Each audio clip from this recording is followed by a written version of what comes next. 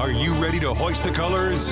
Now, time for the most in-depth look at the world of ECU athletics. Welcome in to Hoist the Colors with your host, Stephen Igo on 94.3 The Game. Watch the show live on Facebook and at 943thegame.com. Now, here's your host, Stephen Igo. Welcome in, Hoist the Colors on this Thursday, September 26th edition of the program. We're 2 days away, a little over 48 hours away from East Carolina hosting UTSA. We're live on Facebook, live on YouTube here in a few minutes. We're going to catch up with Marc, Yellock, former ECU D-line coach and defensive lineman. He was part of the 99 team that will be honored this weekend inside Dowdy Ficklin Stadium. We'll talk to Coach Yellock about that season and more. We'll also get his take, as we do every Thursday, on ECU football, the current ECU football team. If you got a question, comment, concern on Facebook, YouTube, drop that there. We'll get to it over the next hour. Scott Rogers is going to join us here in a little bit as well, as Scooter is going to make his final in-studio appearance as a member of the IBX media team before he moves on to Little League. So we'll have that official conversation for the final time with Scott Rogers. He'll join us the second half of the show. We'll also get into the NIL situation with UNLV, talk about conference realignment a little bit, look at UTSA as well with Scooter. All right, we've got Marc Yellock, former ECU defensive line coach, and again, part of the 1999 ECU football team that will be honored this weekend against the Roadrunners. We'll start, Coach, with ECU football current, losing to Liberty 35-24, another big lead early, 17-0, and then things got away in the second half. And I know you always look at it from a coach's standpoint. We were talking this morning. What was your breakdown of the Pirates' latest loss? I just think that, they didn't do a good job of stopping what they do best. And I know this kind of it's just like obvious because they lost the game. But I mentioned last week that, one of my keys to that game was you have to stop their run game because that's what they base everything off of, really. If you look at the last couple of games that they played, they're it's 190 or two. They're probably around 400 some yards of total offense, and they got 400 some yards total offense in this previous game. That's number one. We never did really stress them at all, really. After the interception, they scored, and I'm pretty sure there's already been in news reports and everything else. They scored on every drive after that. And I think the biggest issue with that is, and I'm talking from the defensive perspective right now, the defense gave up 6 explosive runs. And what is an explosive run? There's some of the coaching talk or some of the coaching points that we do, as coaches, is that we try to limit the explosive runs, and usually we kind of put a margin of that around 10 yards. So if a team gets more than 10 yards running the ball on a particular play, no matter if it's a scramble, no matter if it's whatever run play, we call that an explosive run, and we don't want to give up a lot of explosive runs. There's also explosive pass, and that's variable. There's usually either 20 yards or more, or some teams may want it differently, but explosive runs is pretty standard from every team that I've ever been involved with. We've always talked about explosive runs. And the Pirates, after that interception in the second quarter, if I'm not mistaken, they gave up 6 explosive runs with a total of 112 yards with that. That's almost half their total of rushing was off explosive runs. And those runs kept the drives alive. I know in one case there was a 14-yard run and a 28-yard run. That's almost 40 yards right there, and then they scored a touchdown on that same deal, in that same drive. So, I think there's some issues in the run game that they have to get solved. And it's going to be the same thing with UTSA next week, this coming weekend. They're going to run the ball because they got a really good running back. Because I like out of Jones College, that kid is really good. Because I remember the kid when I was at another school. But no, I think that they got to solve that aspect on defense and get to the point. And also, here's the next thing too. There's another glaring thing that came out to me. They were only 24% on third down. The defense was. So in other words, That means Liberty was 76% on third down. 13 You're not going straight. to win that way. Yeah. You're not going to win that way. Our offense was at 58%. I mean, their defense was at 58%, I should say. Our offense was at 46%. You do take 100 and subtract it by that. You get either or. But that's not from a defensive perspective. You're trying to get 65%. So the listeners who's trying to figure out what does all that mean. On the defensive side of the ball, you're trying to hold a team 65% on third down. That's a goal. If you're doing that, you're really doing some good things on defense. And you're not the time of possession and everything else is probably going to be in your favor also. Which, if you look at the time of possession in the second half, it's not even close. It's like almost it's crazy how that kind of worked out. So I think ECU has to figure out how to put it. They got to know how to win in critical situations. On the defensive side of the ball, you got to do a better job against the run game. Because, I mean, we could talk about the pass game and pass this and pass that, but team ain't going to pass the ball if they can run the ball for 4 yards, 4.2 yards a run play as Liberty's doing. And I know I sound critical on the defense, but I'm pretty sure, I know for certain they're saying the same things in their meeting rooms and to their team. So I think that's where we got to start from. And I know I haven't said anything about the offense, but I think offensive-wise, I think their factor is we got to get Rajay going. We got to get him to 100-some yards, because when he's over 100-some yards, they're really cooking. And if they get the stats of being where Garcia's passing for 230, 240, and Raja is at 220, 100. 120, something to that range, like they were against ODU, we feel really good about the offense. But the offense where it looks sputtering, he got 47 yards this past game. Yeah, 13 carries, 47 yards. You know what I'm saying? 81 yards versus App. You know what I'm saying? So, I mean, and then, so that's not how the offense is going to run. This type of offense, even though it is a high-tempo, 200,000 plays, which, they had like 68, but all those things, you still need a run game. You can look at it all. You can look at Lincoln Riley. You can look at you can look at Tennessee right now, who's got a really good offense. I'm pretty sure they're rushing for over 100-some yards a game, and that's allowing everything to jive and really kind of takes some pressure off the quarterback too. So you're not putting Garcia in things, in stressful situations where he's throwing interceptions or he's got to make tight throws, and he's put a lot of pressure on him. If you got Raja and you got all the other Bond running the ball, and they're doing a really good job, and we're racking up yards in that sense, this will take some pressure off of him, and it's going to also take some pressure off the defense too.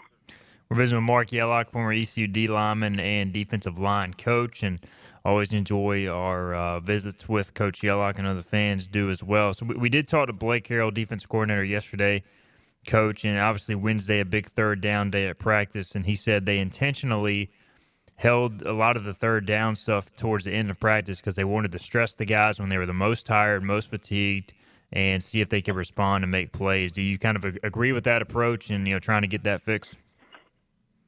Yeah, I mean, if they feel that that's what was the issue, I think that if that's how you want to address it. Also, you got to look at it from the coach's perspective. What are we doing as a coach? Is our game plan solid? Is it effective? Am I calling plays, or are we developing plays just to say that we're running it and we're hoping that it works, or are we really dialing it in and saying that it's going to work? You know what I'm saying? And again, I'm not being critical. I'm just saying it's twofold to that story also too. Of course the players got to execute, but if it's funny, I remember being at North Texas and we knew what type of players we had, and just like Harold and the defensive staff know what type of players they have. You got to put them in good spots, and you got to maybe you have to call some plays that will really stress their what they can do well on, and I think that's another thing. And first too, you got to stop the run. If you want to be really good at third down, stop the run. do a better job on the run. So then now you get the third and long, you get a bunch of third and longs, and then now you get more opportunities to dial it up and go, Because, I know a couple of touchdowns they had was off of 3rd and 5, 3rd and 6, and 3rd and 7. 3rd and 12 in this past game. If I'm looking at my notes correctly, I think that's what it was. They scored 4 touchdowns on 3rd down. Yeah, but you got to look at it if it's 3rd and long. I know one was 3rd and 5, and another one was I'm sorry, I'm looking. I got all my stuff written down. I'm trying to get prepared for you. I hear you know you, what I'm saying? Try to get. Look, I'm not coaching right now, so I got to get in that coaching mode. One of them was a 3rd and 12 situation too, and they ran 12 yards. Got to get off all the field those there. things. You got to get off the field better. And I think let's start there. Let's start at run game, and then now we can start dialing it up. They do a good job. I always felt that Harold and those guys do a really good job of dialing things up. They're just in a rut right now on this run game. And I think once you can get out of this rut, because let's look at it. When they were good against the run, we weren't even talking about 3rd down and all these stopping them on 3rd down, correct or incorrect? Yeah, you're right. You know what I'm saying? So I think let's start there, and then everything else will base itself off of that. Marc Yellock with us, former ECU D-line coach. And I do, want to mention, obviously, Savone Revel, ECU's projected first-round corner. He goes down with a torn ACL at the end of Wednesday's practice, from what I understand. So, I'm not giving Coach Harold, the defensive coaches, a pass, but, as a coach, like, you're game planning a lot early in the week, and Coach Harold said he did have to shift some things around late last week. So, how does that maybe affect the run game? Because you're probably giving less safety help if Savone is in there, but now you probably have to keep those safeties back a little bit. Well, I think that when it comes to the run game, I think that you should. But these days and times, I would say this: Rebel's a really special player, and it's really, really unfortunate that you lose somebody like that. And it's hard to replace that production and that talent. So I think that yes, I'm pretty sure he had to shuffle some things around because you're thinking about where you could be in some type of man coverage or you could be in some type of support and be like, okay, I know this guy can make this play. We can count on that guy to make that play in this situation. It kind of changes things up a little bit. But also, you just got to get the next guy up and ready to go. I think that in this day and time, where guys are hitting the portal and guys are doing all these different things, as coaches, you got to be always training the next guy because you never know if that guy's going to go somewhere or get, all the above. And I know we're talking about somebody getting hurt compared to somebody leaving, but what I mean by that is that you always have to have the next guy ready to rock and roll. And these days and times, based upon how this environment is when it comes to, heck, look at this quarterback over UNLV, saying going peace out because starting quarterback going peace out because he's not getting what he wants, or what he's got promised to him. So you always got to be ready for those scenarios, and it's always going to happen every single year. I remember when I had Mikael Brooks, he's a guy that I thought was going to start for us and be ready to rock and roll, and all of a sudden he messes up his knee and he's out for a little bit. And then I got to be able to, move around and get the next guy ready to go. And that's just part of coaching. It's part of the game. You got to always go into it understanding that may be a factor. Marc Yellock with us. East Carolina will host UTSA this weekend. I don't know if you've had a chance to watch the Roadrunners. They finally saw seventh-year quarterback Frank Harris move on, so they have the young quarterback Owen McCown, the son of Josh McCown. So good bloodlines, young quarterback. Do you expect the defense to bounce back this week? I think so. I think they'll bounce back because I think that UTSA is kind of searching because they were old. What I mean by old, I'm not talking about the quarterback. They had a lot of older guys on that offense, up front, offensive line-wise also. And I think that just kind of looking at them playing this year, they're still kind of searching a little bit onto what they want to do on offense. Not what they want to do, but kind of getting their rhythm. They still got some good skill players outside, some good receivers, I will say that. And I think that Coach Traylor does a really good job of recruiting. His staff does a really, really good job of recruiting in the state of Texas. And I think defensive-wise, D-line wise, that's their strength right there. I like their D-line is a little bit older. I like, heck, some of those D-linemen is guys that I offered when I was recruiting in that state. So I really like their up front guys and how they play. Again, I think it's still going to come down to the defense and how they play. I think that ECU could take advantage of UTSA's linebackers in the sense of matchups. I think that if we can do something to that extent, I think that would be really good in our favor. You know, of course, if we execute and everything else, it's always the play. We can always have a plan, but you got to execute it. But I think you can really attack those guys and get them and isolate those linebackers. I think that'd be good. But I don't want it. If you make it a slugfest, I'd rather.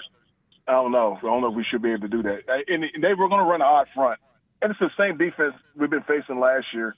So there's some familiarity about what they're doing, and they haven't changed on defense too much. I don't feel about what they're doing.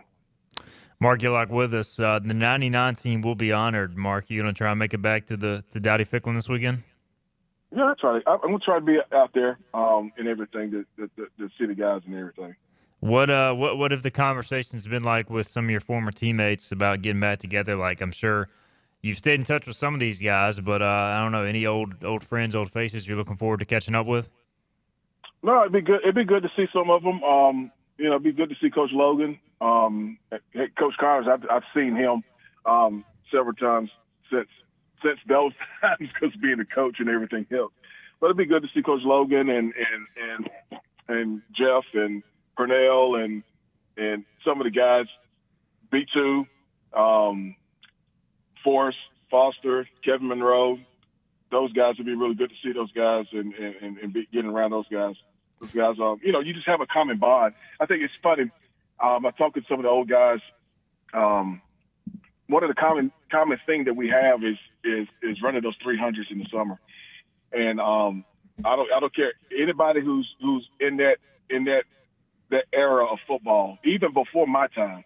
All we have to say is running those 300s and running those gassers on Sundays or running those gassers after practice, those sport gassers, and waiting for Coach Connors to either tell us it's going to be fast times or slow time, and we dare not ask how many we got because there's always 2 or 3 more added on top of it if we ask. So it was one of those. That's like a common theme and a common bond that we have with everybody. It's one of those deals where it's almost like a secret sauce, secret ingredient to all that, and it kind of separates us from other groups and stuff like that. And it'd be really good to get in touch and reconnect with some of those guys. Last thing from Marc Yellock, who was part of the 99 team. Look, we've talked about the Miami game, how emotional it was for you. You got injured in that game, and obviously it was a season-ending injury, so obviously bittersweet kind of season in general. But what do you remember about that season as it unfolded? You know, obviously early on you played in wins over West Virginia, Duke, South Carolina, and then late in the year, obviously beating State in Greenville, their first ever visit to Greenville, the Miami game. Like, how do you kind of remember that season? Well, I remember, I said this story, I remember us going to Charlotte and beating West Virginia, and Jamie Wilson going off and running for 200-some yards. I remember after that, and the whole storm and getting ready for that. I tell you this story. It's funny. We played South Carolina at that same time, right when we was leaving when the storm came through. And none of us had any clue that we weren't going back. I didn't know, and a lot of guys didn't know either. You got to understand, this was before the age. Coach Logan didn't want us to bring any cell phones. Cell phones was available, but he did not want. I guess he felt that was a distraction.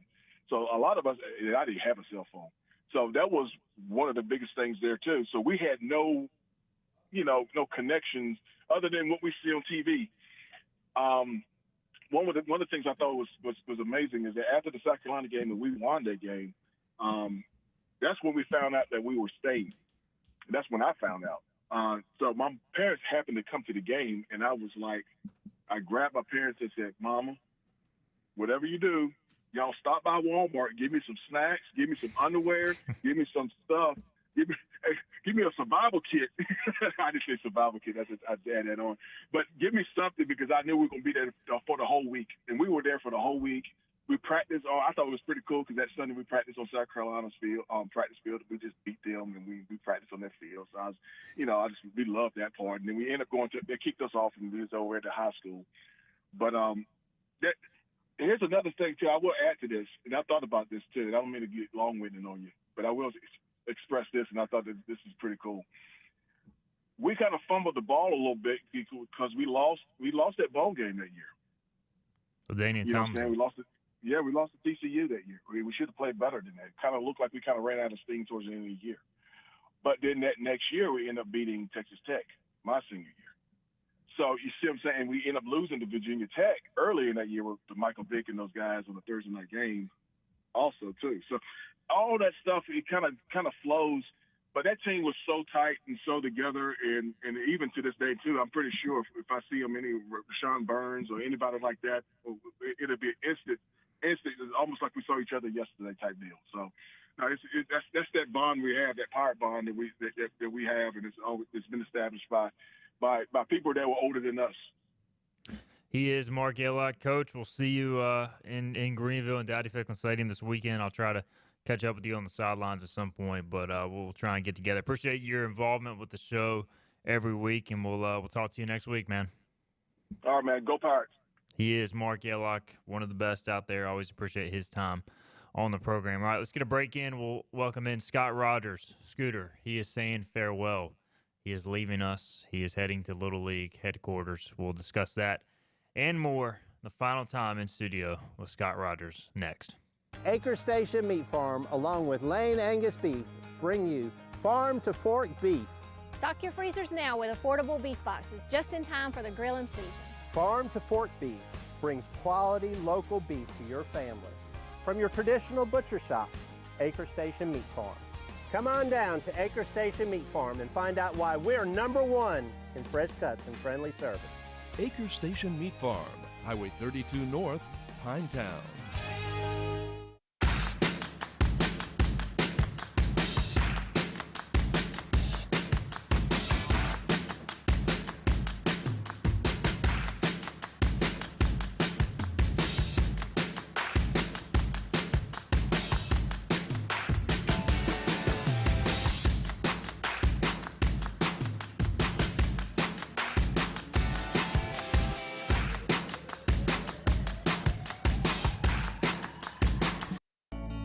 Living easy is the sound of children laughing as you make memories with neighbors and friends. It's the sound of nothing at all. It's the smell of the salt air. Hear the waters against the marsh grass. See the beauty of our coast, Bow Coast, located in Beaufort, North Carolina, Southern Living's best small town.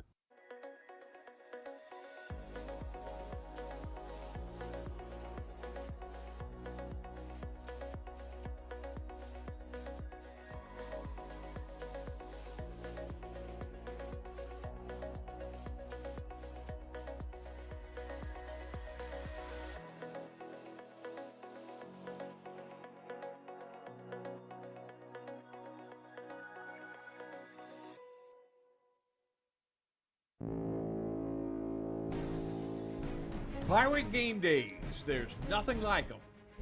The atmosphere, first down, the tradition, the matchups, the magical finishes.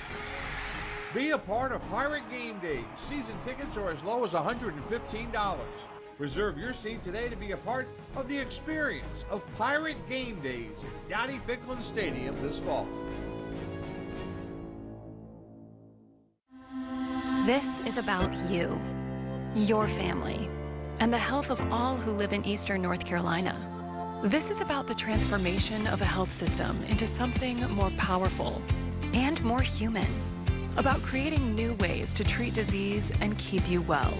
This is about ECU Health, which is to say, it's really all about you. ECU Health. Minds, hearts, purpose. Back to Hoist the Colors with Steve and Igo. Drink up, me hearties, yo ho. On 94.3 The Game. Welcome back in, Hoist the Colors on this Thursday. Appreciate Marc Yellock taking us down memory lane with the 99 season. That team will be recognized inside Daddy Ficklin Stadium on Saturday. UTSA in town. Scott Rogers in studio. It is his final in-studio appearance as an official member of the IBX media team. Scooter, how's it going? Oh, it's great, Steven. You're going to get emotional on me, man? I'm not, because we should be sitting here talking about the Pirates being 5-0 after this weekend. But that's no longer possible. It's no longer possible, and it's kind of irritating that we probably easily could be 4-0 right now. Scott Rogers is on to Little League. So when's your first official day again? Monday. So are you going to the game Saturday? I am. I'll leave Sunday. Hopefully, and hopefully my apartment is there, because the eye of the hurricane is supposed to go directly over top of Warner Robins, Georgia. So you may arrive to a wet and some trees down Georgia. Probably so. Yeah. Yes. Well, at least timing-wise, obviously hope everybody stays safe that way. The storm should be out of there. Yeah, it should be. I think texting back and forth with my boss down there, he said they need the rain, but hopefully the wind is not too bad, and hopefully I have an office to come to on Monday.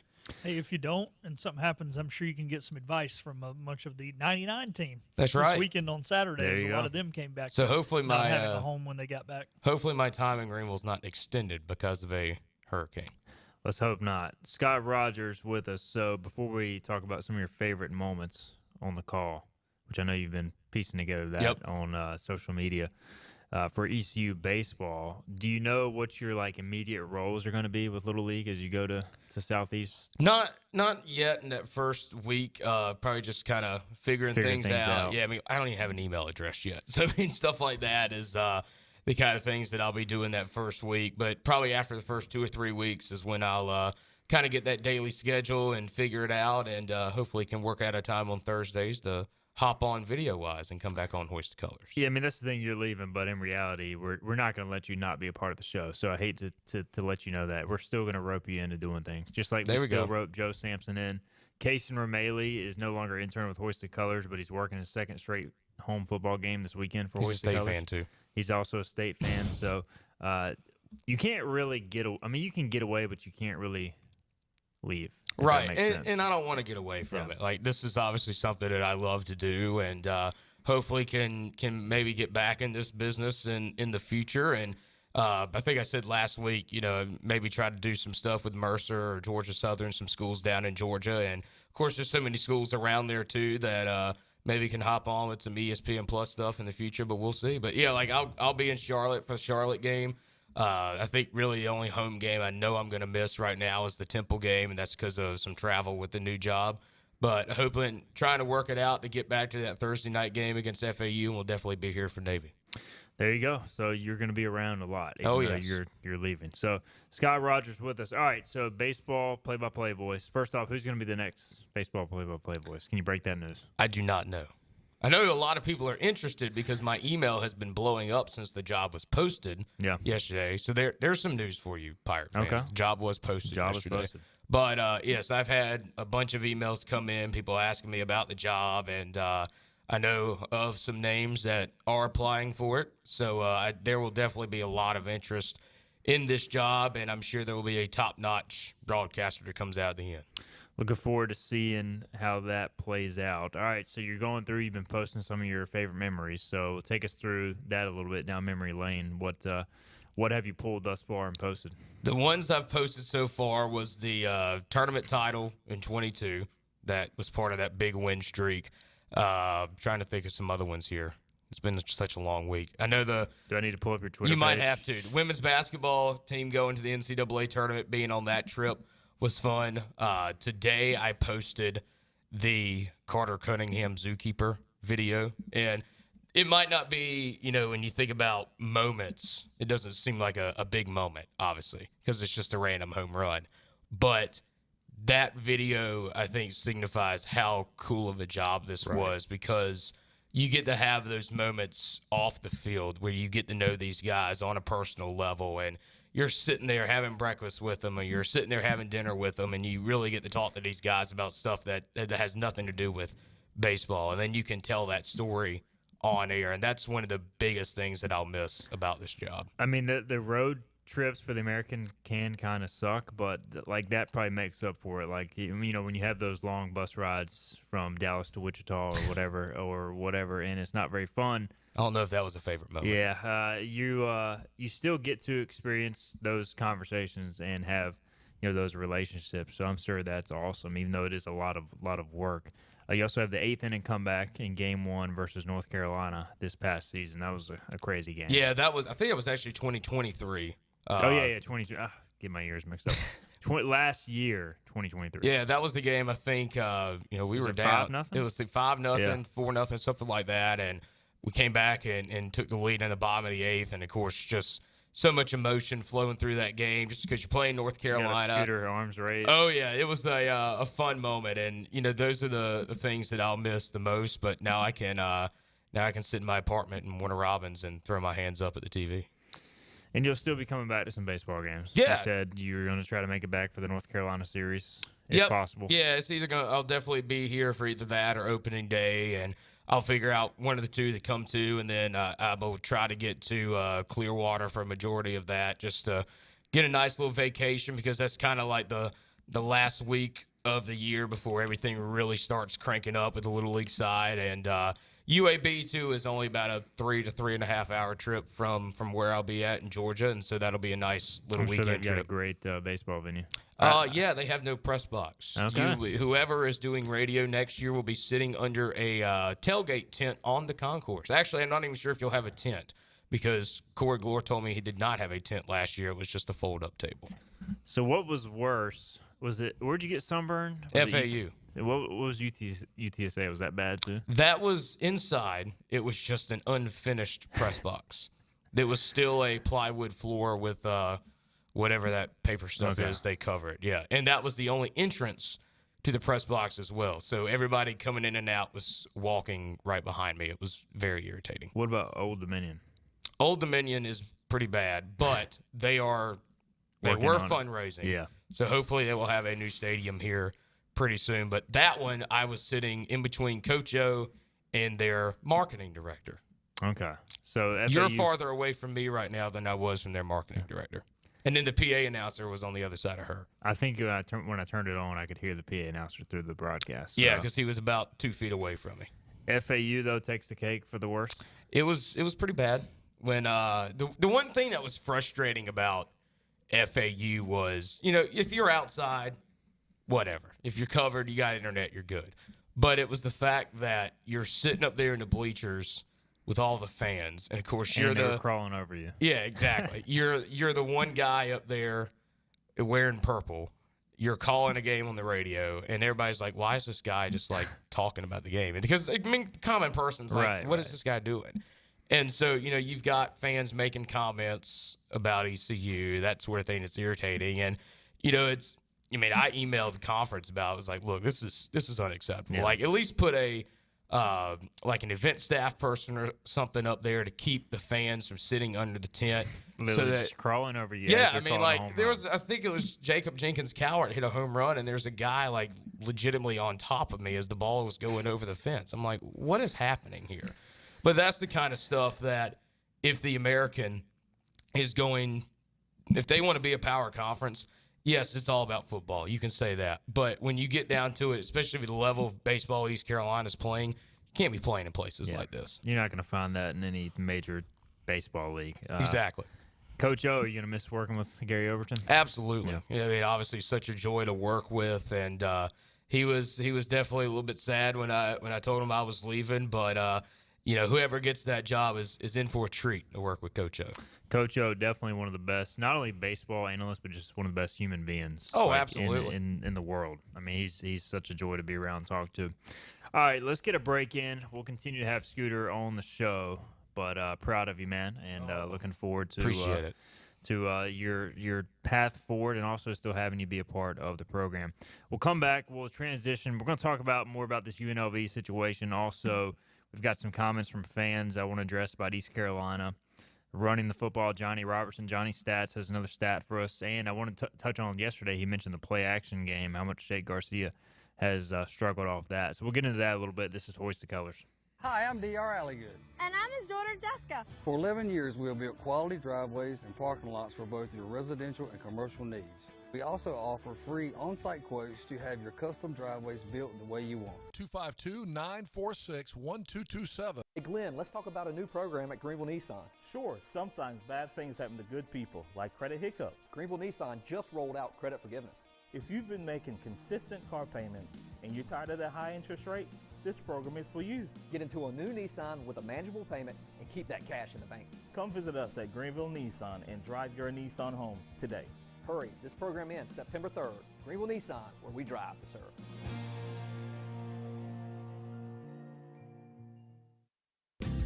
Big tax credits are back. Get a 30% tax credit, up to $2,000 off your new Mitsubishi electric heat pump install. Let Comfort Master help you take advantage of the tax credits with a qualifying Mitsubishi electric ducted heat pump or non-ducted Mitsubishi electric mini splits. Mitsubishi electric mini splits are ideal for bonus rooms, garages, or sunrooms. If you need a new HVAC unit, call Comfort Master today. Call Comfort Master. Call Comfort Master. The best burgers around. Everyone loves a thick, juicy, and fresh burger. Tiebreakers does real burgers better than anybody. And don't forget about the cheese sticks, fresh salads, and more. So don't just go to any burger-themed restaurant chain. It's time to break the chain and eat local. Tiebreakers, burgers and sports at its best. Go Pirates! Arrgh! You know what the problem is with standard belts? Usually you have to choose between too tight or the opposite, too loose. But with Anson Belt and Buckle, you don't have to choose. We got rid of the holes and instead have a track system designed for micro adjustability. That way you can enjoy a perfect fit every time. Anson Belt and Buckle. Find your perfect fit today.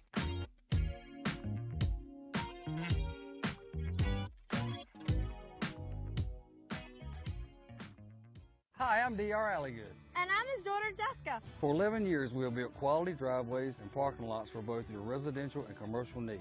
We also offer free on-site quotes to have your custom driveways built the way you want. 252-946-1227. Your confidence makes everything look good.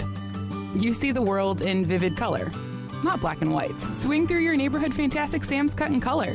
And let our experienced stylists take you from everyday to extraordinary. Fantastic Sam's hair salons are locally owned and operated. Our full-service salons are conveniently located in Goldsboro, Kinston, Greenville, New Bern, Jacksonville, and Calabash. Stop in today at Fantastic Sam's, where the possibilities are endless. You need to know in the world of ECU athletics. This is Hoist the Colors with Stephen Igo on 94.3 The Game.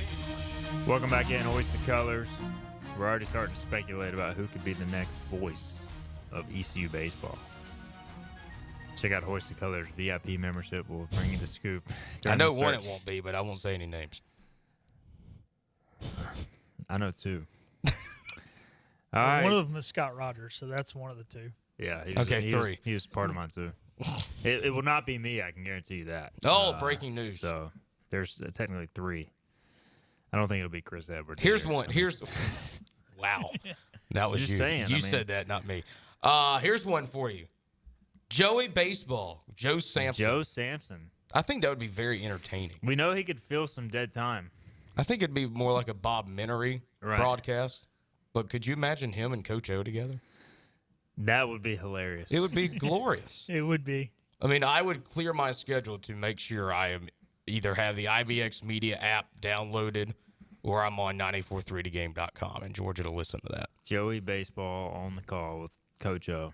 I think the unfortunate thing, it would be great radio, and they would do a good job describing what's going on, but I could see people not liking that, wanting that. No way. Well, it's tough to please. Well, so I don't mean the fans. I'm talking about the fans. I will say there's some fans that have sent me hurtful messages in the past. I mean, you can't please everybody. There's somebody out there listening to this show right now saying these guys stink.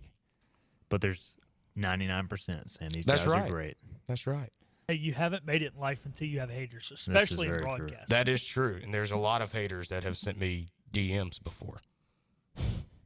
Can we? You should. That's what we should do. We should Let's air see those if I out can- right now. let's see if I can Maybe pull we some should up. It's like when celebrities read mean tweets. We could have Scooter reading mean DMs. Let's see here. See if I can find. See any. if you can find it. I'll talk about football while you search. Because I do want to bring up this point. Let me know when you find some. I will.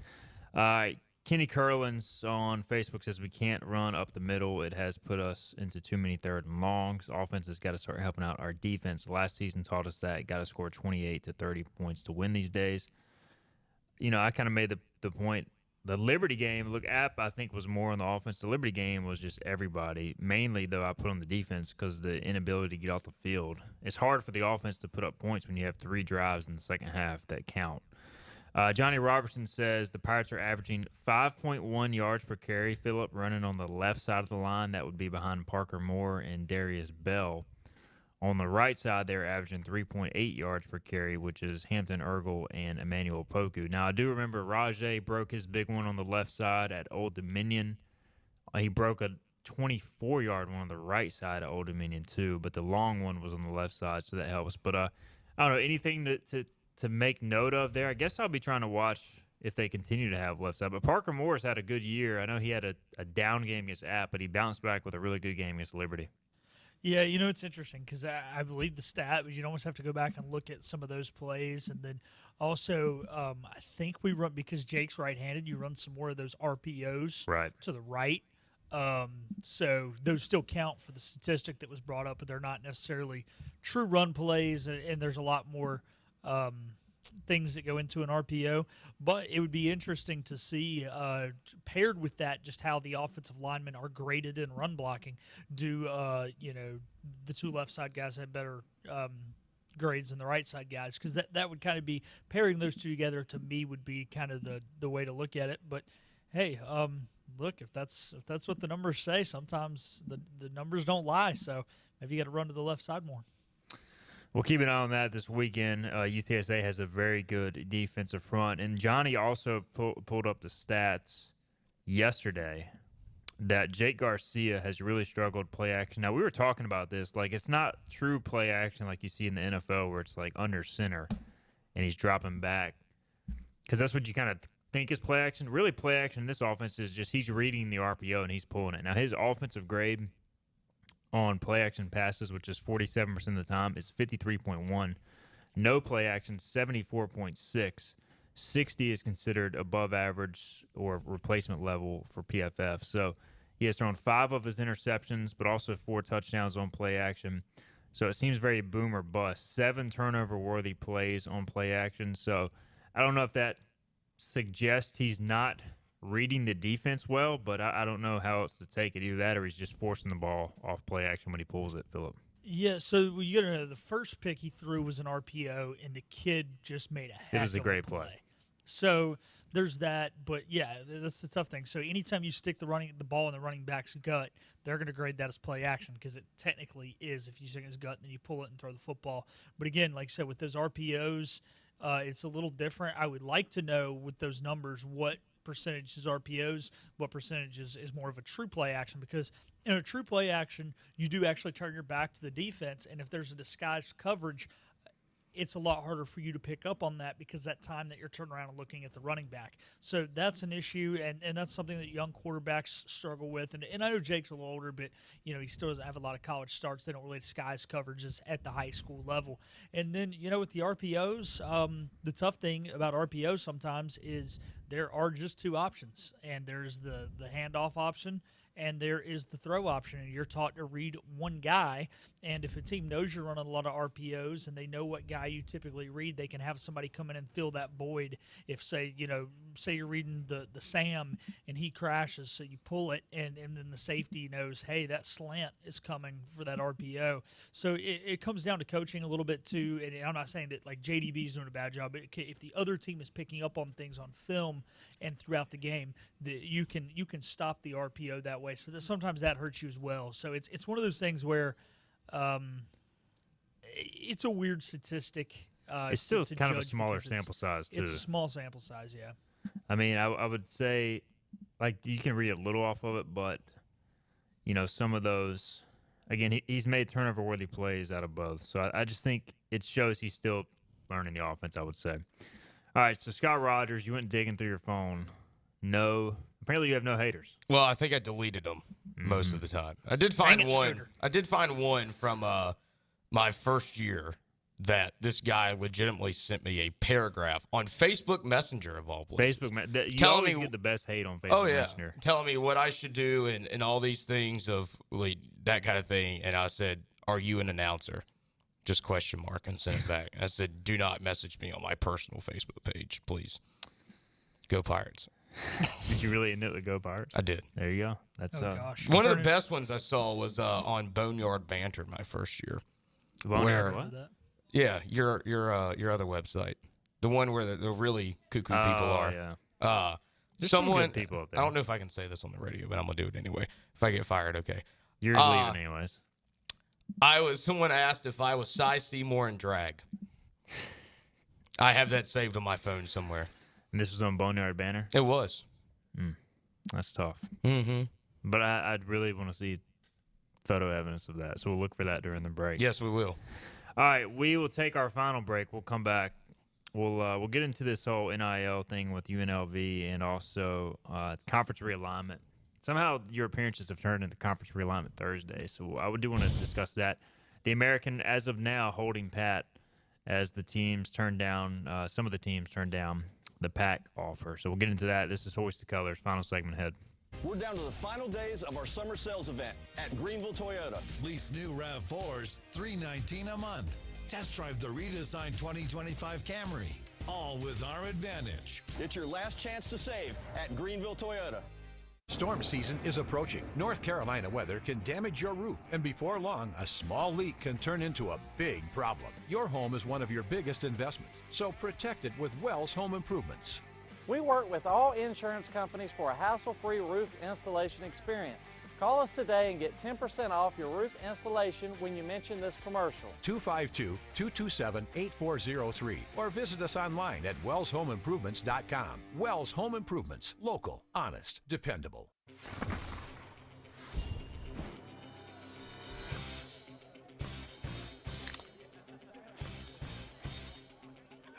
Let's go! Woo! Woo! Yeah! Football time! Set the tone. Kyle, tie your shoes, tie your shoes. Yeah, good job. Woo!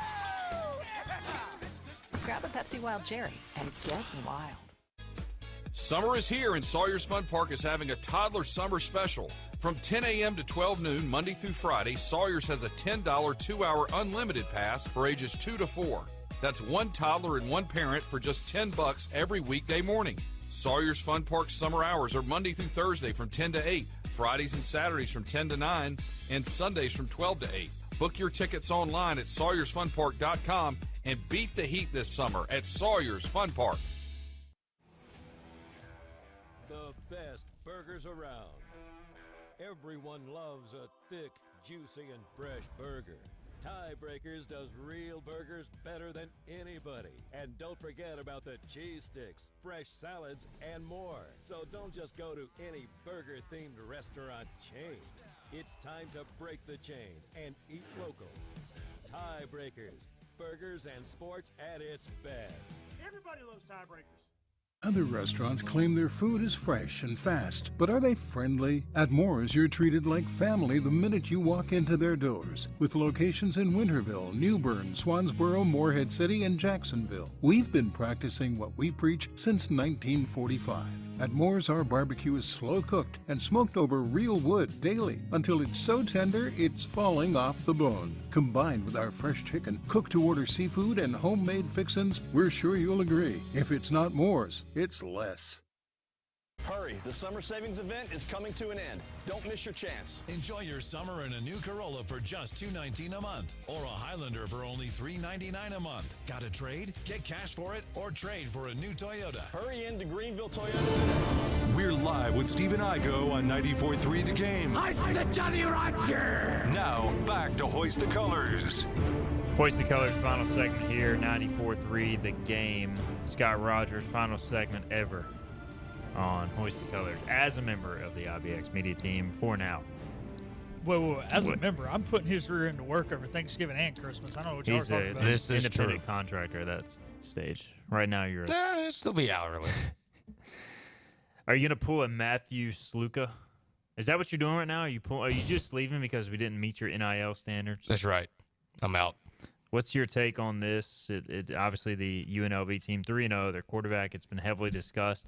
We touched on it briefly yesterday with Philip and I, but their NIL representation, the Sluka family, is saying they were promised verbally $100,000 from the offensive coordinator, I guess, on a visit. Nothing in writing. UNLV said we never promised anything and obviously never written anything down. He's gotten $3,000 for relocation cost and received that one-time payment. So I don't know. What do you make about all this? Well, if that's true, that's a good lesson to not take anything verbally for granted until it's pen on paper. Can confirm that. But I think it also shows that because I saw some reports that said that the other players on this team, excluding Michael Allen apparently, were not too happy about this with him leaving. And I think it shows probably what type of person this quarterback is because you're not getting your quote-unquote agreed-upon NIL money, and you're sitting here at 3-0 and a chance to continue to be undefeated and get that group of 5 spot in the college football playoff, and you're walking away because you're not getting paid. Like, come on, dude. That shows, one, what type of person you are, and I think it also shows that UNLV might have a culture issue. Yeah, so is it true that the person who had promised him the NIL money was an assistant coach? Offensive coordinator. Yeah, that's illegal. So here's my thing. Right. Like, he should know. Which is why he's not commenting publicly. Yeah.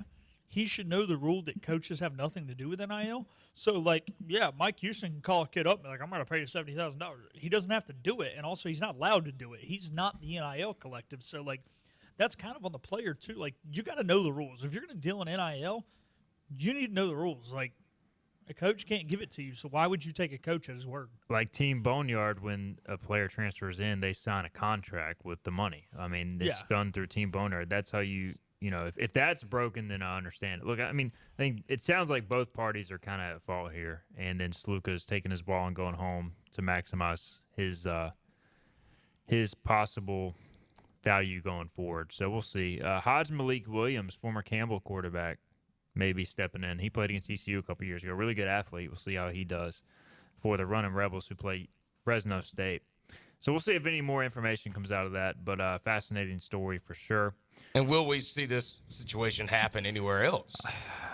You're getting to that time of year where you get to that 4-game threshold. Players want a red shirt, definitely. Well, we saw that D lineman Bear or whatever from USC. Yeah. So, and how much, Michael Allen tweeted his was not NIL related. He just wants to save eligibility to play.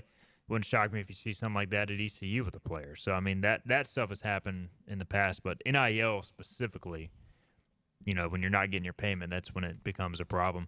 The American Athletic Conference will remain as is for the time being. UTSA, Tulane, South Florida, and Memphis were all sought after by the PAC Scooter and basically said thanks but no thanks. And we kind of discussed this when the news first broke about the PAC looking to expand after Boise and all those schools went west. It just didn't make a lot of sense. No. I mean, if you're South Florida, you're probably going to make at most a touch more money. Why, a touch more money, and you're going to spend more money on travel. So, I just think Memphis, USF, and hopefully ECU, if they can ever get back to winning on the field, you hold out for something more regionally, like an ACC falling apart or, backfilling, something like that. Right, and you never know with the success that the Sun Belt has had in football, and, to a certain extent, it's not really looked at, but you look at other sports in that conference, they've had really good success in.